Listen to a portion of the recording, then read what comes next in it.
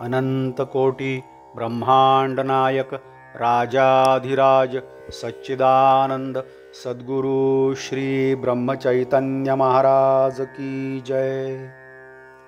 Shriram Samarth. 1 September. आपले ज्ञान हे देहबुद्धीचे। प्रापंचिक लोक म्हणतात की विषयाचा अनुभव तात्काळ येतो, पण भगवंताचा अनुभव हा अनुमानाचा आणि श्रद्धेचा आहे। हे त्यांचे म्हणणे मला पटते। प्रापंचिक लोक प्रपंच सोडित नाहीत याचे मला नवल वाटत नाही, पण ते सुख चिरकाल टिकणारे आहे ही समजूत करून घेऊन त्यामध्ये रमतात याचे मला वाईट वाटते। मी असे म्हणतो की तुमच्या अनुभवाप्रमाणे जे खरे आहे तेवढेच तुम्ही खरे माना, पण ते तुम्ही करीत नाही। भगवंताचा आनंद मिळाला नाही तरी हरकत नाही, पण कायम टिकणारे सुख विषयामध्ये नाही एवढी जरी खात्री झाली तरी पुष्कळ काम होईल।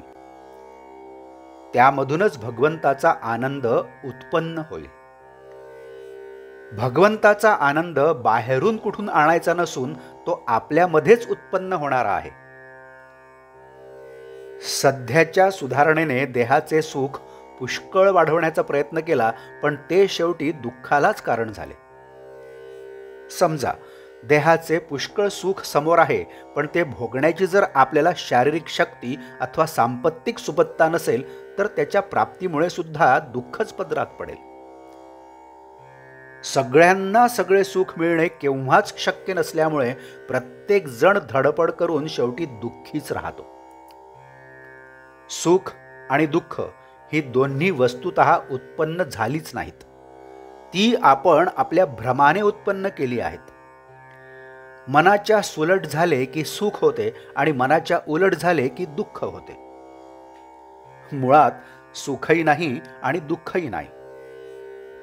मी देही ही भावना जोपर्यंत आहे तोपर्यंत अनुभवाच्या बरोबर भ्रम हा असायचाच।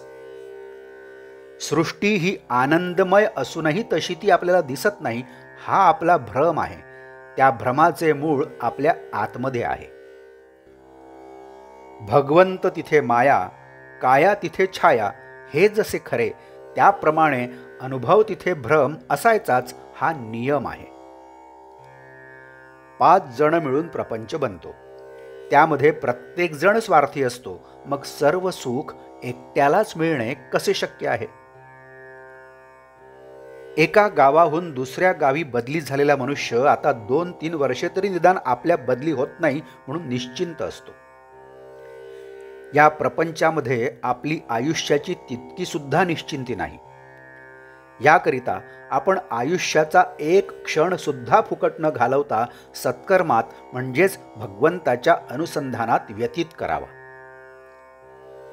आपला शत्रू भेटून त्याच्याशी भांडण झाल्यामुळे गाडी चुकली काय, किंवा कोणी मित्र भेटून त्याच्याशी प्रेमाने बोलण्यात गाडी चुकली काय, दोन्ही सारखेच।